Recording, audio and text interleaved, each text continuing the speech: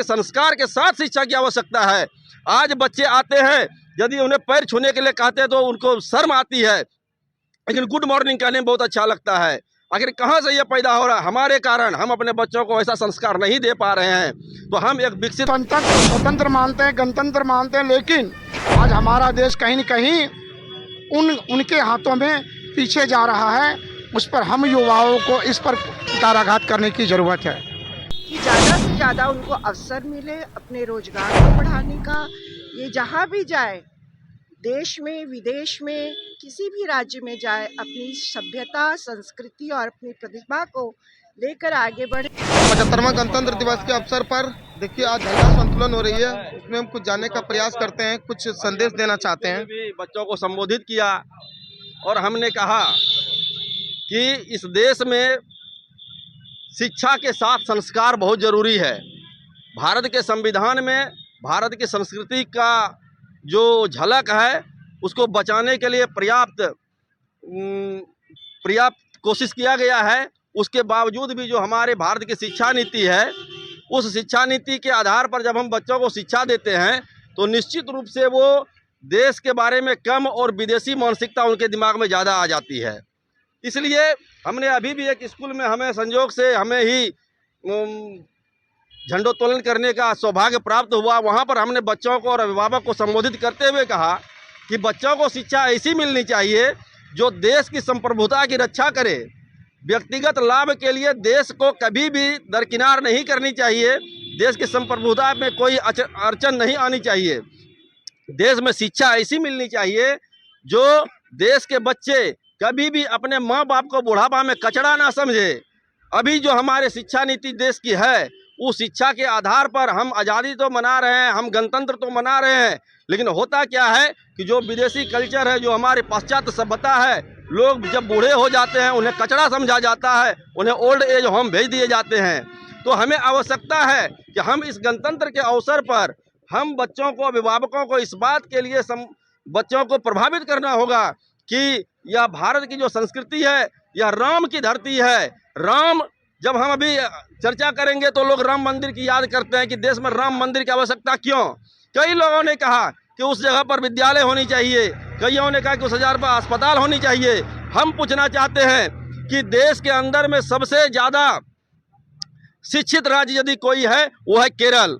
वह 99.99% लोग शिक्षित है। लेकिन जब आप आकलन कीजिएगा आतंकवादियों का, तो दुनिया में सीरिया हो, लेबनान हो, यमन हो, इराक हो, सबसे ज़्यादा आतंकवादी यदि कहीं से गया है वो केरल से ही गया है।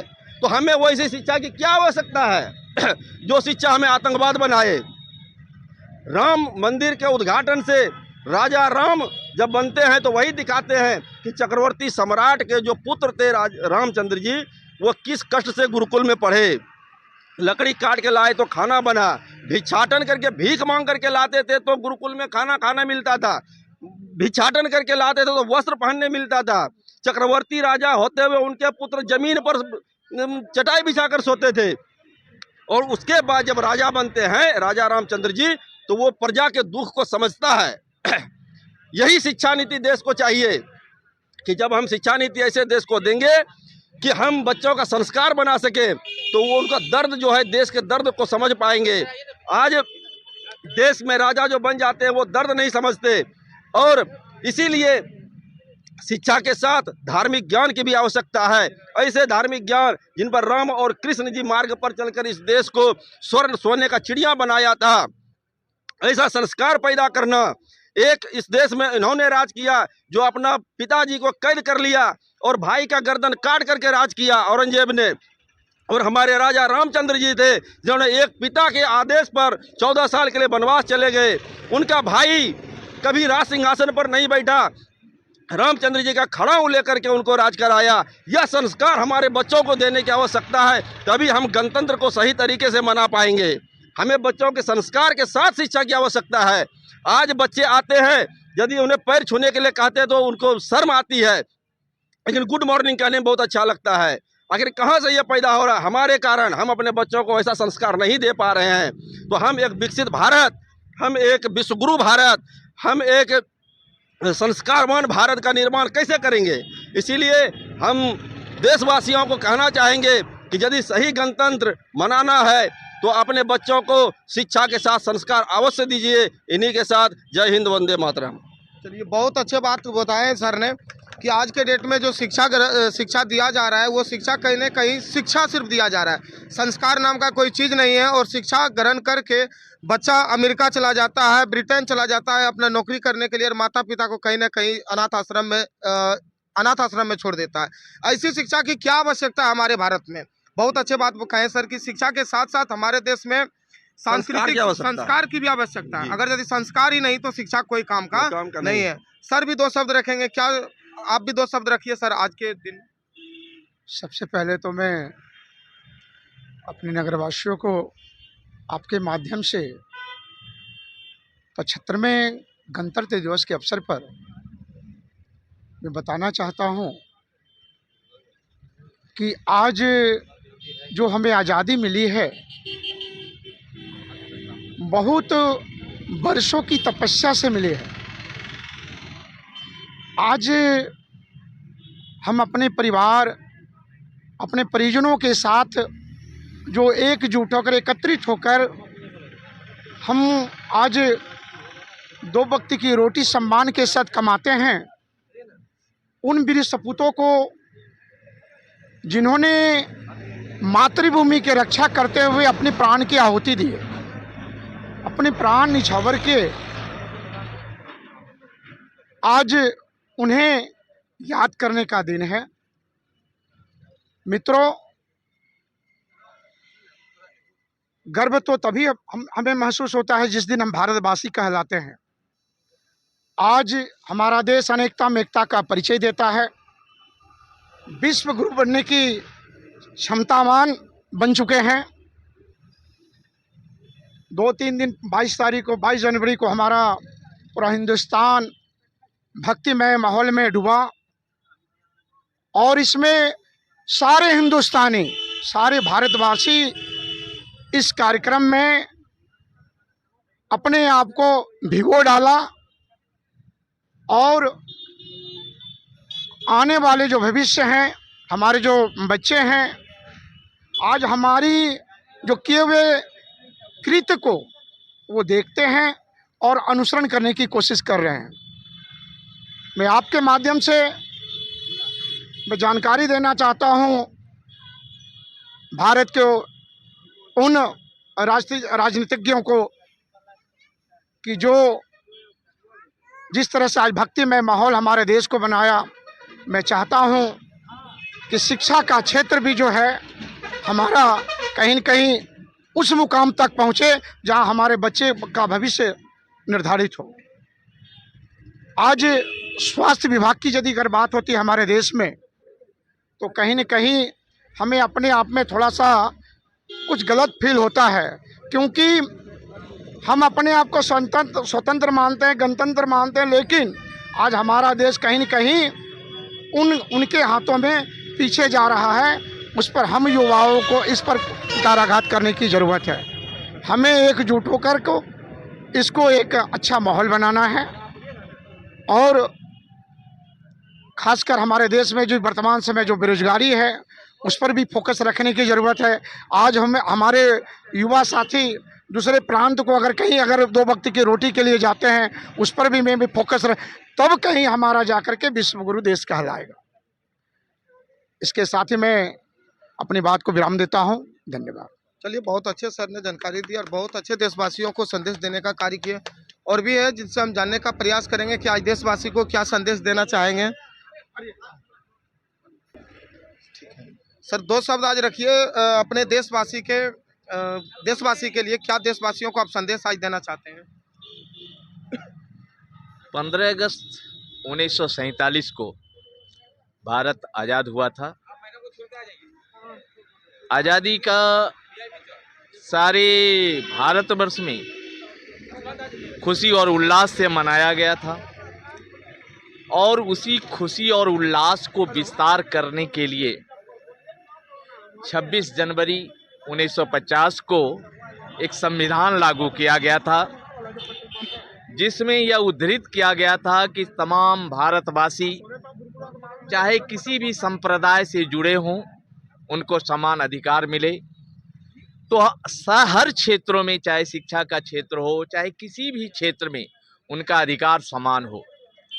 26 जनवरी जो है एक स्वाधार्य की एक बहुत बड़ी उपलब्धि है, जिसमें हम भारतीयों ही नहीं, विदेश में बसे हुए भारतीयों को भी इस गणतंत्र की भावना मिली और लोग गणतंत्र होकर, प्रजातंत्र से मुक्ति होकर, ब्रिटिश शासन से मुक्ति होकर स्वतंत्र भाव से अपनी वाणी रखने का उन्हें अवसर मिला। और इस अवसर पर हम सभी भारतवासियों को यही कहना चाहते हैं कि संविधान की रक्षा करें। संविधान हमारा सबसे बड़ा धरोहर है। इस धरोहर हमारे लिए पूजनीय है। आपसी मतभेद को हटाकर, आपसी द्वंद्व को हटाकर एक सूत्र में बने, ताकि हमारा देश, हमारा भारतवर्ष एक उच्च कोटि पर पहुंच सके और विश्व गुरु की जो ओर जो अग्रसर हो रहे हैं उसे हम स्थापित कर सकें। हमारे देशों में हम तमाम भारतवासियों से, नौजवानों से, युवाओं से, माताओं और बहनों से मैं एक सादर अपील करूंगा, जो हमारे देश में पाश्चात्य सभ्यता प्रवेश कर रही है, उस पाश्चात्य सभ्यता को हटाना होगा और हम अपनी सभ्यता को लेकर आगे बढ़ना होगा। भारतीय सभ्यता, भारतीय सनातनी सभ्यता, चाहे जो भी धर्म के लोगों की जो है, जो सभ्यता है, जो संस्कृति है, उसे ही आगे जब लेकर हम एकजुट होकर आगे बढ़ेंगे, हमारा देश अवश्य ही विश्व गुरु बनेगा और एक शक्तिशाली देश बनकर उभरेगा और विश्व की कोई भी देश हमारे देशों पर आंख उठाकर नहीं देख पाएगा। जय हिंद, जय भारत। सर ने बहुत अच्छी बात कही है कि हमें विश्व गुरु बनने के लिए अपने पुरानी सांस्कृतिक सभ्यता को बचा के और अपने सांस्कृतिक सभ्यता को लेके चलना चाहिए, ना कि पुराने जो दूसरे की सांस्कृतिक सभ्यता है उसे थोपने की ज़रूरत है। बाकी हम अभी नेताजी सुभाष जागृति मंच प्रधान कार्यालय मुखर्जी नगर झोसागढ़ी कॉलोनी देवघर झारखंड में थे 26 जनवरी के अवसर पर। नमस्कार। आज हमें भारतीय गणतंत्र दिवस को मनाने का पुनः अवसर मिला है और इसके लिए मैं बहुत अभिनंदन करती हूँ जो हमारे संस्था नेताजी सुभाष जागृति मंच के द्वारा यह हर वर्ष आयोजित किया जाता है और उनके अनुपम प्रयास के लिए हम सब नगरवासी बहुत ही आभारी रहते हैं। और इनका जो हमारी संस्था को इनका जो प्रयास है या हमारे अध्यक्ष और पदाधिकारीगण जो मेहनत करते हैं इसके पीछे, वो अधिकांश हमारे जो आज युवा हैं उनको आगे ले जाने की ओर, उनको नया नया जो अवसर है वो दिलवाने की ओर कई स्थान पे प्रशिक्षण शिविर इन्होंने आयोजित किया है, जिसकी वजह से उन्हें अपने व्यक्तित्व को निखारना